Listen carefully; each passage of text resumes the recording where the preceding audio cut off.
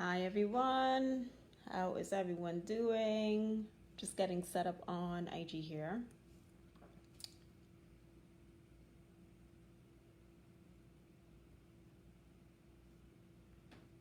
Hope everyone is doing well. Hope you guys had a great Memorial Day. We're able to get out and get some air, get some sun, enjoy some time with your family and friends.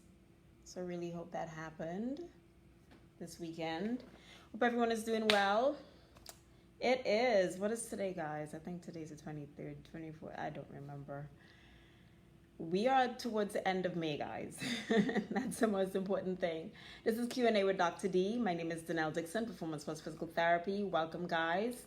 This is Q&A with Dr. D. This is where I answer all of your questions. I pick a topic and I talk about things that patients ask me a lot of, and I talk a little bit more about it. If you have questions about the topic, please feel free to chime in so that you can benefit too. 1 second, guys. Instagram is being pretty interesting today. How's everyone doing today? And guys, today we are talking about the hand and wrist. Okay. I'm going to try Instagram one more time. Here we go. Hi, Marley. Nice of you to join us. Thank you guys for joining me. I'll start again since Instagram was being a little bit crazy. Hi, everyone. This is 𝘿𝙧 𝘿𝙚, Performance Plus Physical Therapy. This is Q&A with Dr. D. This is where I ask I talk about questions that I get a lot of questions about. Patients ask me, and I get a topic, and then I basically talk a little bit more about it so that you guys can get a better understanding of it. If this applies to you guys, join in the conversation, write your comments in. I'm happy to answer your questions, okay? So today's question that we're going to be talking about, guys, is why do I have wrist pain? This week we are talking about the hand and wrist. And for those guys that are new to me and that are joining me, go back into my IGTV. For those that are on Instagram, and for those guys that are on Facebook, go back into my videos. You'll see that I've done a week on just about every body part that we have. So I've started at the ankle and worked my way all the way up. We are at the wrist and ankle, the hand and wrist today, okay? So today, guys, questions for you is, why do I have wrist pain? And there's several causes of what can cause your wrist pain. We can talk about issues that happen with the bones. We can have issues that happen with the muscles. We can have issues that happen with the ligaments, the tendons, and even the nerves, okay? Hey, Mari. All right, there's so many things that can happen at the wrist and the hand, okay? So what I have for you guys today that I want to show you guys is a little bit of a diagram that gives you a little bit of an idea of just how busy the hand and wrist is. So this is a little bit of an anatomy test here. So you guys can see this. This is a little bit of a diagram of what the hand looks like without the muscles, okay? And basically what happens with the hand is it's a very, very busy area. You can see that there's a lot of things going on right there.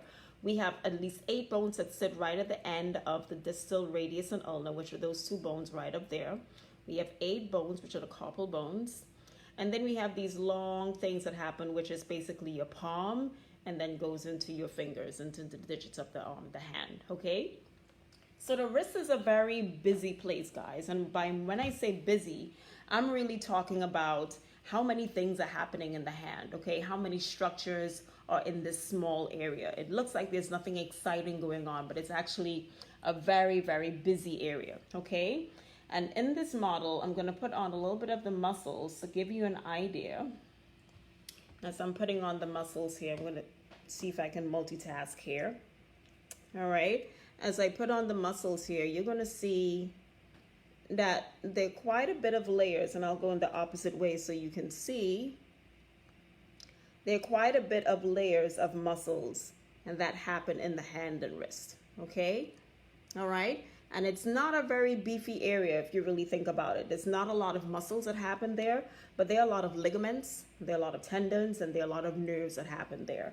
And because of that anatomy, you're going to definitely see, hey Stu, hey Germs, what's up? You're going to see that issues that can happen with the hand and wrist really reflect what the anatomy looks like, okay? So let's start with the bones, guys. What are the things that can possibly happen with the wrist and the hand in terms of bones? So you guys may have heard of fractures, okay? So there are a couple of different fractures that can happen with the hand and wrist. There are boxes fractures. These are for the guys, you know, like if someone gets into a fight and they slam into a wall or they hit someone really hard, they can fracture these metacarpals that sit right here, these bones that sit right over here, okay? If someone has had a fall, okay, and this is something that happens a lot more often than you guys think about.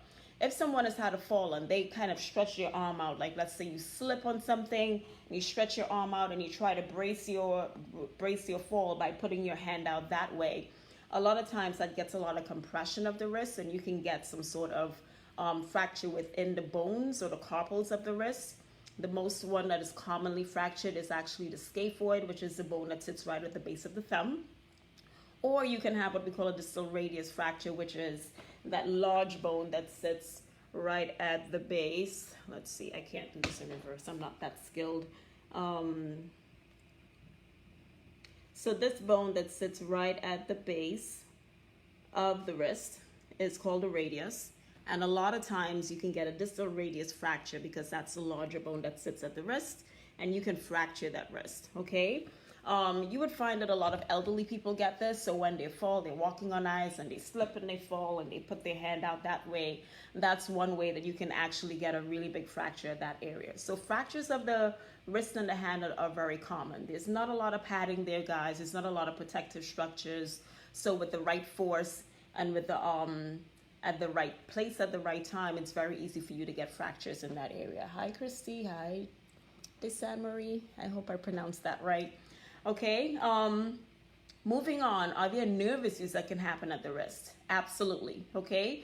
Very big one that we talk about is carpal tunnel syndrome. So carpal tunnel is really the enclosure, and we'll get more into that later this week, but carpal tunnel is really the entrapment of the nerves that sit, the median nerves that sits under carpal tunnel. So carpal meaning bone, tunnel meaning there's like a little bit of a bridge, a little bit of an area where that nerve runs.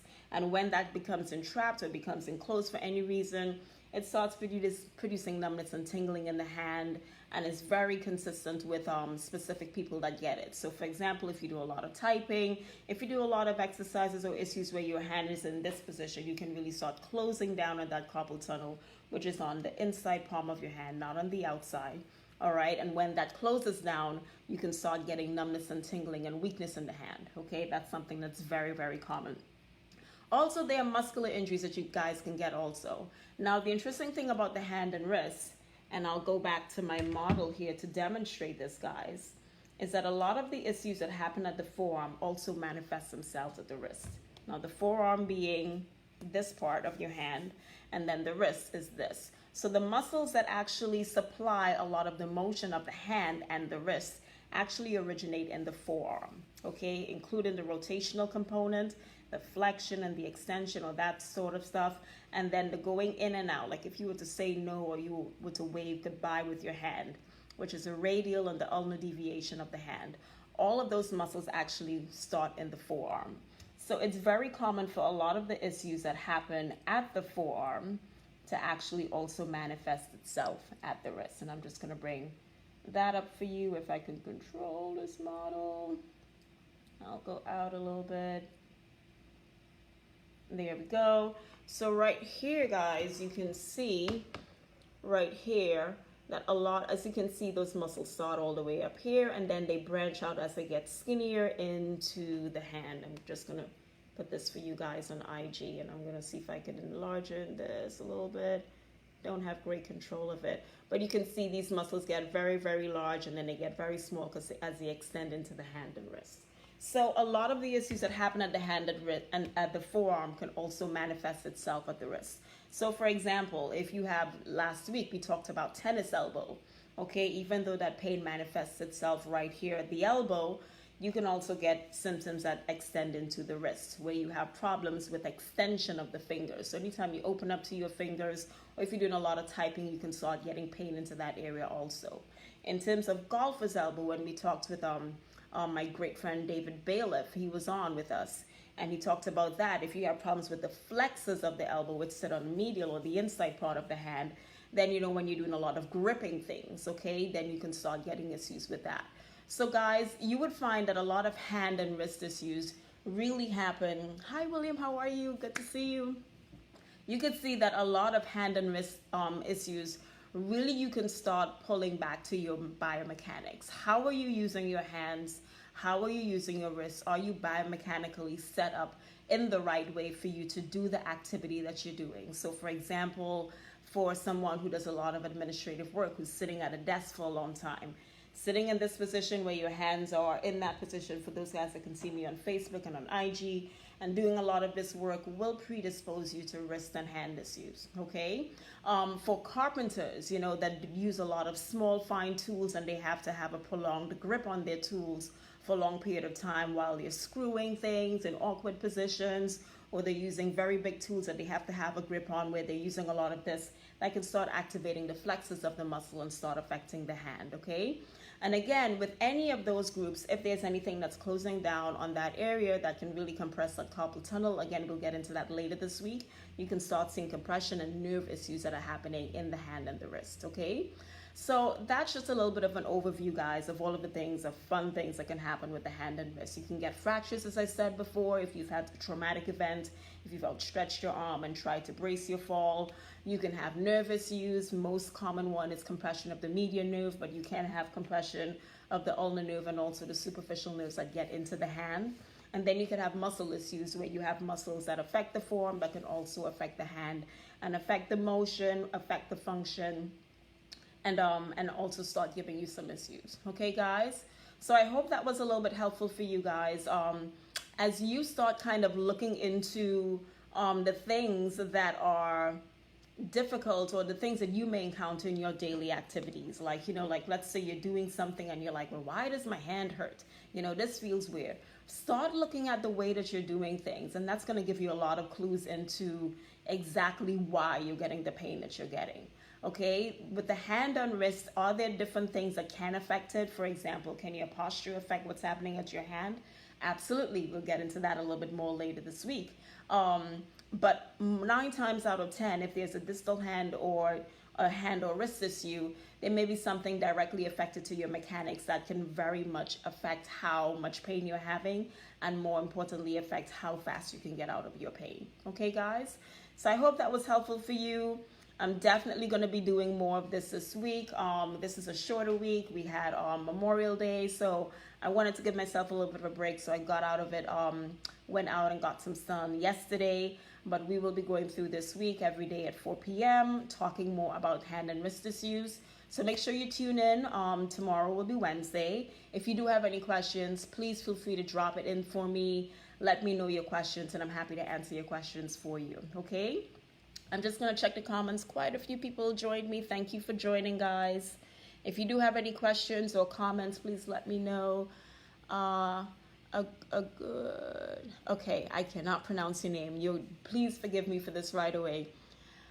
𝘿𝙧 𝘿𝙚. I made that up. I apologize in advance. You said it was really helpful. Thank you. When are you on here again? I'm on here at 4 p.m. every day. Okay, so I'm going to be here 4 p.m. for the rest of the week, and I'll be talking about different diagnoses with the hand and the wrist. So if you have something that you want to ask me, please feel free to drop it in the comments. You can direct message me. But for all week, 4 p.m., I'll be here. Okay, so you can tune in on then. I'm just going to check Facebook to see what's going on. Margaret says, thank you. Thank you for tuning in. Please share this with someone, guys, if you know someone who has a hand and wrist issues. A lot of us are working from home, as we've been talking about in the past couple of weeks. A lot of us have been doing really funky postures that's starting to affect the neck, the shoulders, the elbows, the wrists. I think this is so relevant at this time for us to talk about it. So tag someone that you think that may really need to hear this information. Let's get the word out, and let's help some people if possible, okay? So thank you guys for joining. I will be here again 4 p.m. tomorrow, Q&A with Dr. D, and I'll talk with you guys soon. Bye.